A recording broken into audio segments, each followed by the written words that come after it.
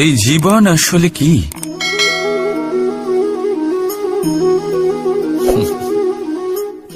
এই প্রশ্ন সবার মনেই এসে থাকে। সবার মন এই প্রশ্নের জন্যই চিন্তিত থাকে। এই জীবন আসলে কি? এর উদ্দেশ্য আসলে কি? কি করা যেতে পারে এই জীবনে? এই জীবন কি কিছু পাওয়ার, নাকি এই জীবন কিছু হারাবার? এই জীবন কি আসলে সেটাই যেখানে আমাদের পরমাত্মার খোঁজ করা উচিত, নাকি আমাদের ধাবিত করা উচিত নিজেদের স্বপ্নের লক্ষ্যে? এই জীবন আসলে কি? এই জীবন আসলে অত্যন্ত সরল। এ হলো শান্ত জলের মতো, একটা আয়নার মতো এই জীবন। এই জীবন আসলে ঠিক যেন এক আয়নার মতো। আয়না কি করে? আপনাকে সেটাই দেখায় যা আপনি করে থাকেন। আপনি হাসি মুখে আয়নার দিকে তাকান, আয়না আপনাকে আপনারই মুখ দেখাবে সেই হাসি সমেত। আপনি রেগে গিয়ে আয়নার দিকে তাকান, আয়না আপনাকে সেটাই দেখাবে। আপনি প্রসন্নভাবে হেসে আয়নার দিকে তাকালে আয়না আপনাকে সেটাই দেখাবে। এটাই হলো জীবন, একটা আয়নার মতো। আপনি এটা ভাববেন না যে এই জীবন আপনাকে কি দিয়েছে, বরং এটা ভেবে দেখুন যে আপনি এই জীবনকে কি প্রদান করেছেন। যদি আপনি এই জীবনকে সুখ প্রদান করেন, আনন্দ দিতে পারেন, ভালোবাসা দিতে পারেন, তাহলে এই জীবনও আপনাকে সুখ, আনন্দ আর ভালোবাসাই দেবে। তাহলে আসুন এই সুখ, আনন্দ আর ভালোবাসা দিয়ে বলুন, রাধা রাধা।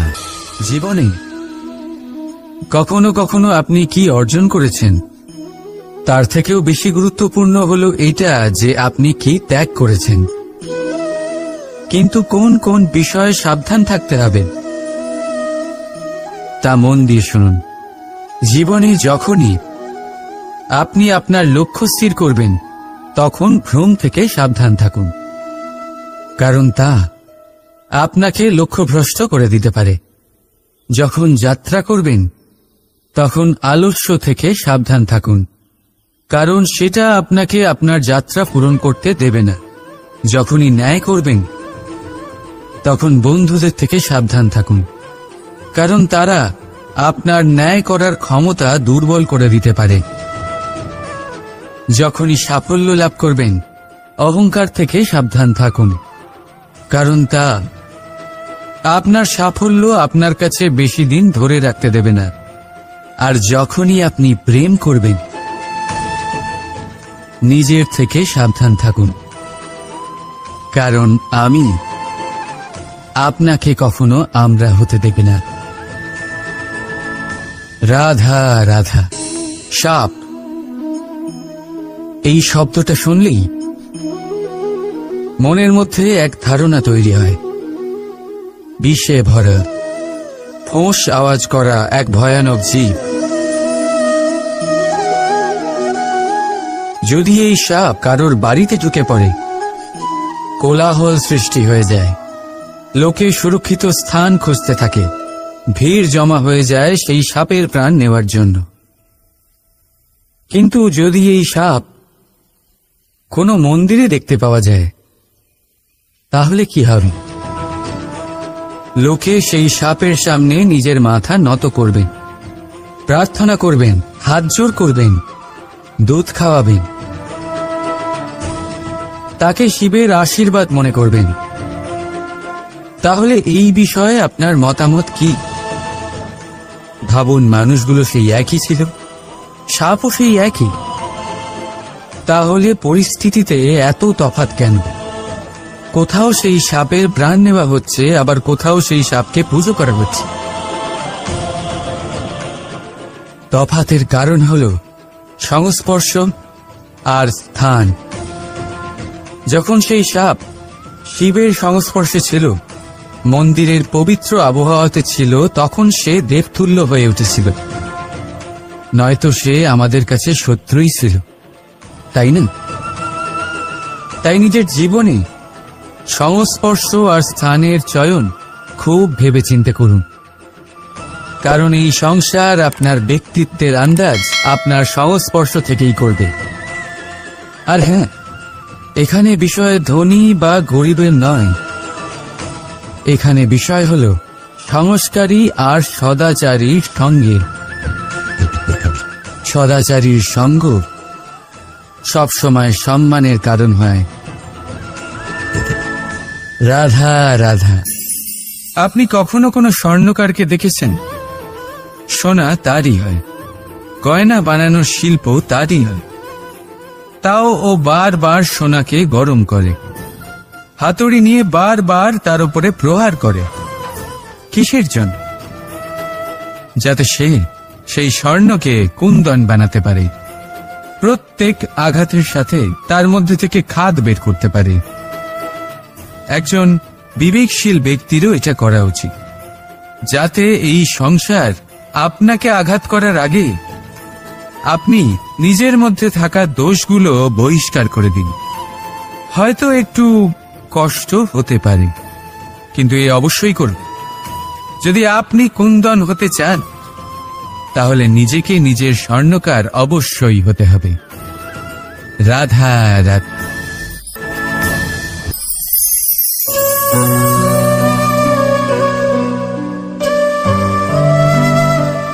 নারী,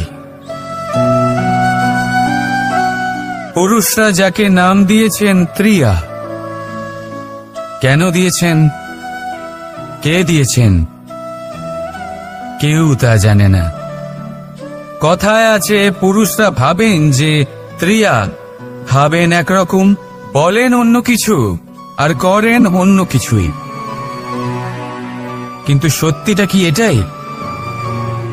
আসল সত্যি হলো এটাই যে ত্রিয়া হলো সেই চরিত্রহীন পুরুষ আর কেউ নয়। সেই পুরুষ যারা নারীকে বলেন যে আপনি হলেন মা, আপনি হলেন দেবী, আপনি হলেন বোন, আর ভাবেন কি?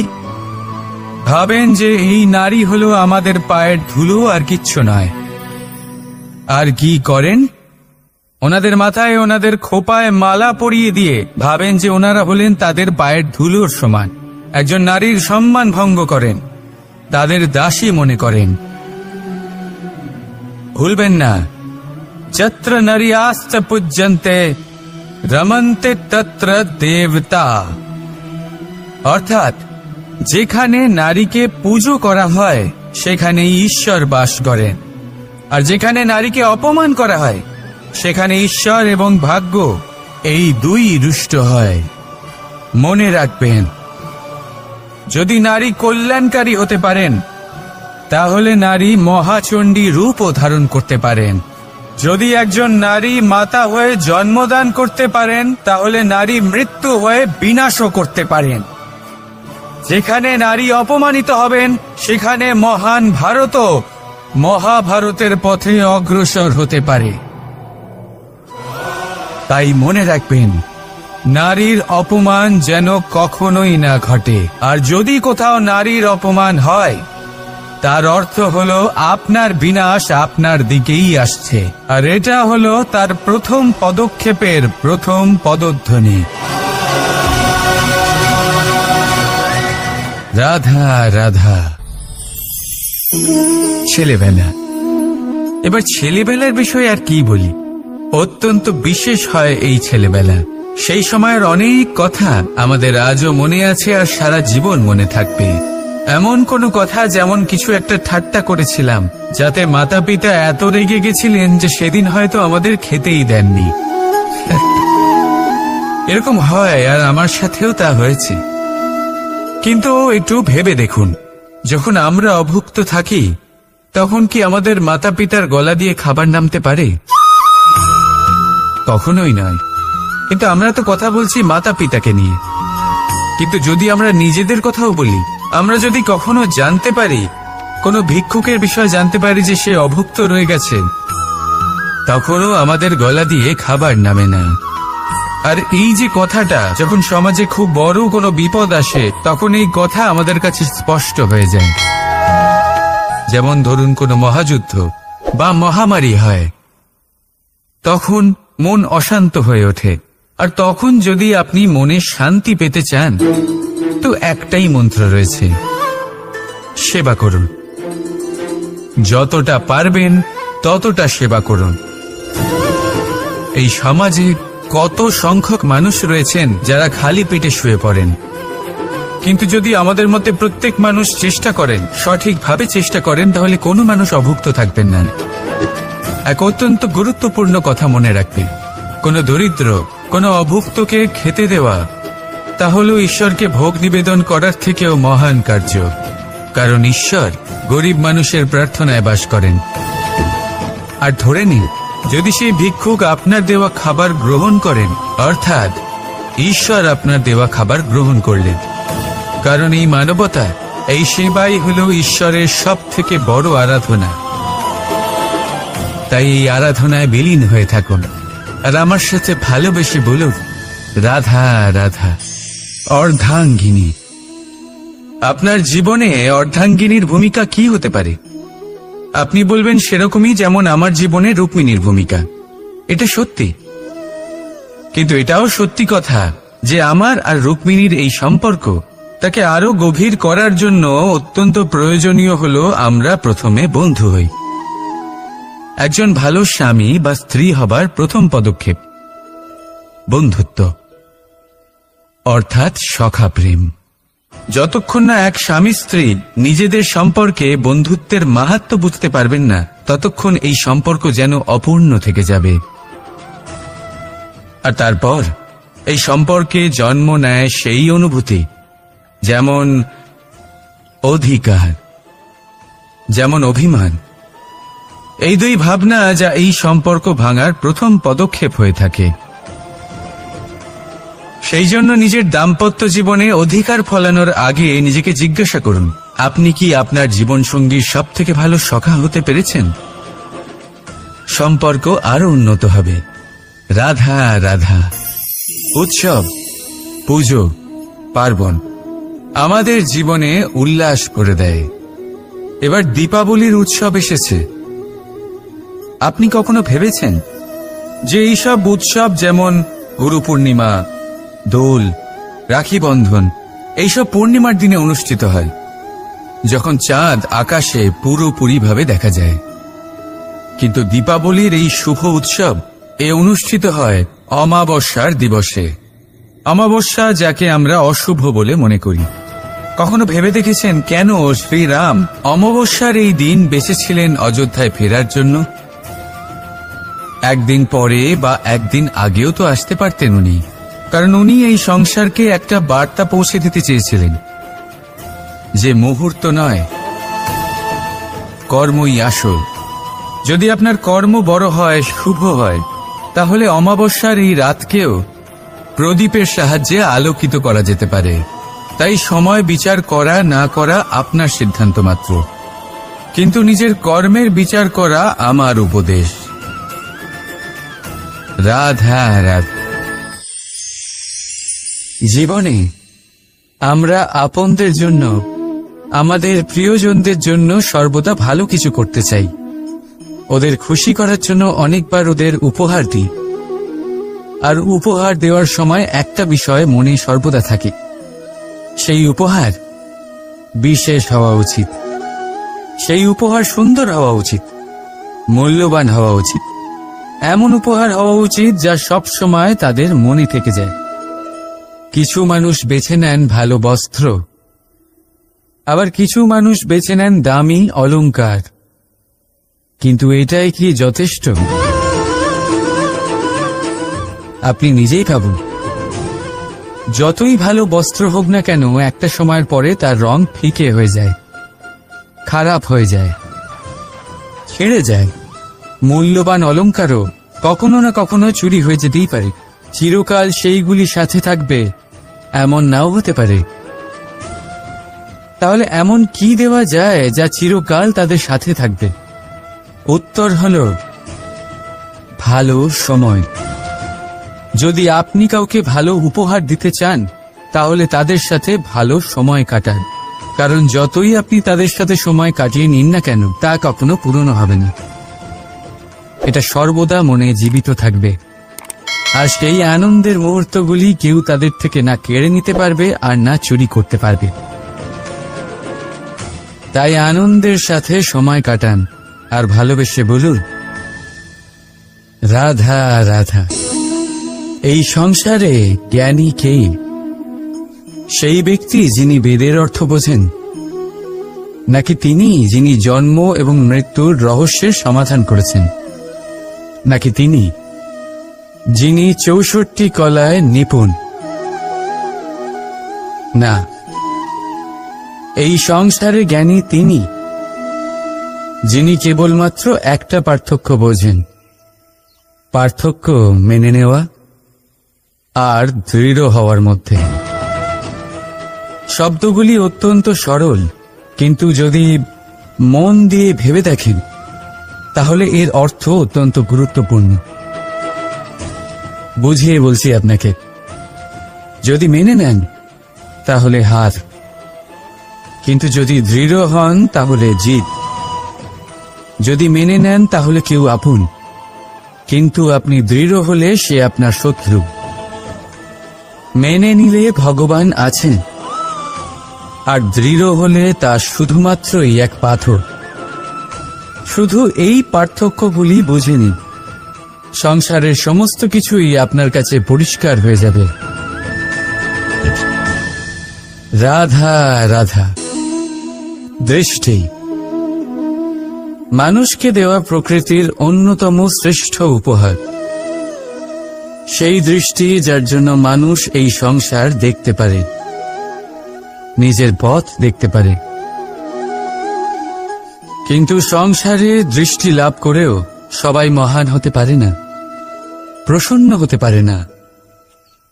প্রসন্ন শুধুমাত্র তারাই হয় যাদের দৃষ্টিভঙ্গি শুভ হয়।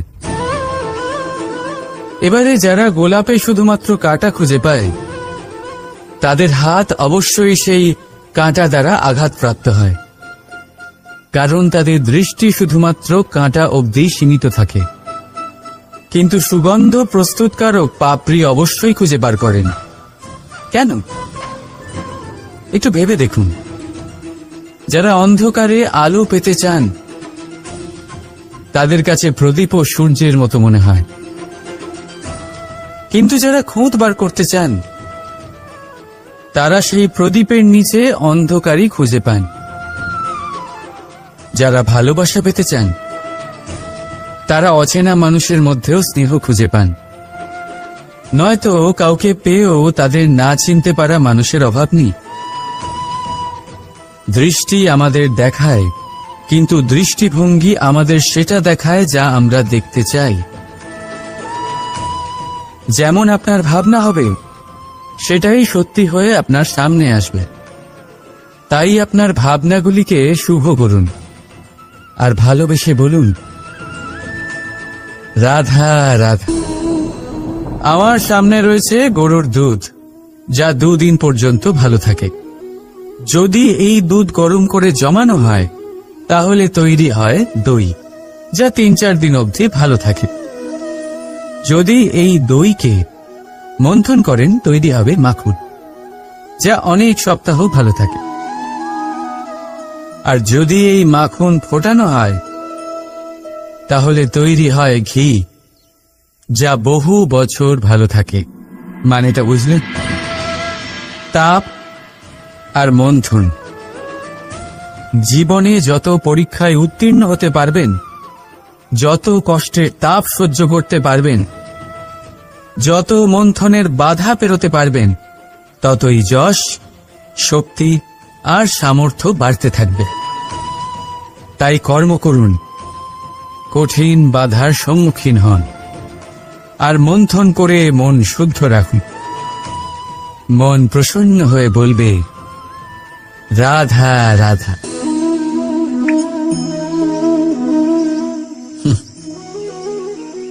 আকাশ থেকে ঝরে পড়া বৃষ্টির ফোঁটা বড়ই শীতল, মিষ্টি আর পবিত্র হয়। কিন্তু সবার ভাগ্য ভিন্ন ভিন্ন হয়।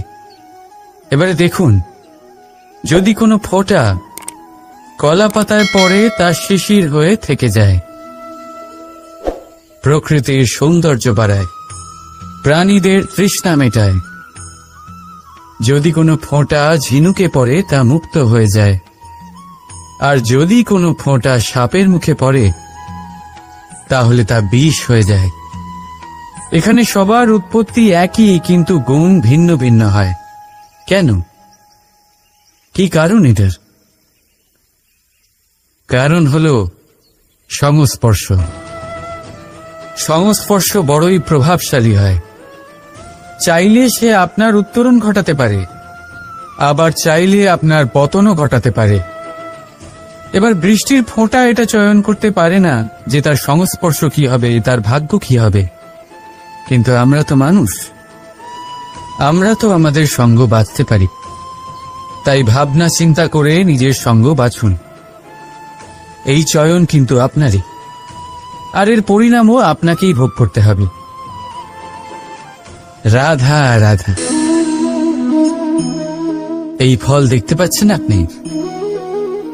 সবাই জানে এই ফলের থেকে বেরোনো বীজ একটা নতুন বৃক্ষকে জন্ম দেবে, যেই নতুন বৃক্ষ আবার এমন এক ফলের জন্ম দেবে।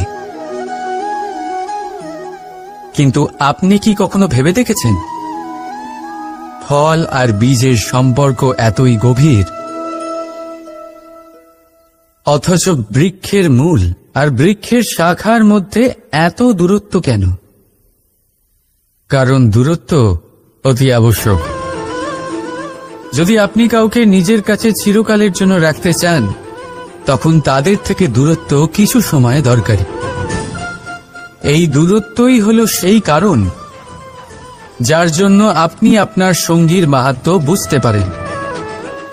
এই দূরত্বের জন্যই আপনি আরো প্রেরণা পান যাতে তাদের সাথে আবার দেখা হয়। আর সেই জন্য মনে রাখবেন, দূরত্ব কখনোই খারাপ নয়। ফলের থেকে বীজের এই দূরত্বই নতুন ফল হওয়ার কারণ হয়ে দাঁড়ায়। প্রেমের আসল পরীক্ষা হয় এই দূরত্ব দিয়েই। তাই দূরত্বের সাথেও প্রেম করুন, আর ভালোবেসে বলুন, রাধা রাধা। আসতে চলেছে দোল উৎসব। দোল অর্থাৎ রং, দোল অর্থাৎ প্রেম, দোল অর্থাৎ রাধা কৃষ্ণ। কখনো ভেবেছেন কেন এই দোল উৎসব রাধা কৃষ্ণের সাথে জড়িত? উত্তর সহজ। রাধা আর কৃষ্ণ পৃথিবীতে এসেছে প্রেম শেখাতে, আর পৃথিবী তৈরি হয়েছে পঞ্চরঙের পঞ্চ পদার্থ দিয়ে: ভূমি, বায়ু, অগ্নি, জল আর আকাশ। দোলের এই উৎসব না শুধুমাত্র রাধা আর কৃষ্ণের প্রেমের প্রতীক, বরং পৃথিবীতে এই পঞ্চ পদার্থের মিলনেরও প্রতীক। সেই পদার্থ যা না কেবল এই পৃথিবী তৈরি করে, বরং সেই মানুষদেরও সৃজন করে যারা এই পৃথিবীতে বাস করে। আর যখন মানুষ একে অপরকে দোলের রঙে রাঙিয়ে দেয়, তখন কাউকে আলাদা দেখতে লাগে না, সবাইকে একরকম লাগে। কারোর মুখ দেখা যায় না, যদি কিছু দেখা যায় তা শুধু এই রং। প্রেমের রং, উল্লাসের রং, পৃথিবীর নির্মাণকারী পঞ্চ পদার্থের রং।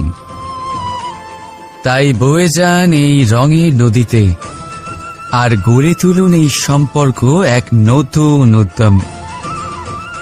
শুভ দোলযাত্রা। আর হ্যাঁ, ভালোবেসে বলুন, রাধা রাধা। রাধার সাথে যখন আমি ফুলের দোল খেলেছিলাম, তখন সেই অনুভূতি অন্যরকম ছিল। পুষ্প মানে ফুল, তাদের উপরে বর্ষানো হয় যারা বিজয়ী হয়ে ফেরেন, যাদের পদক্ষেপ শুভ হয়, যারা পবিত্র হন। এবার যে প্রেমিক নিজের প্রেমিকার হৃদয় হরণ করে নেয়,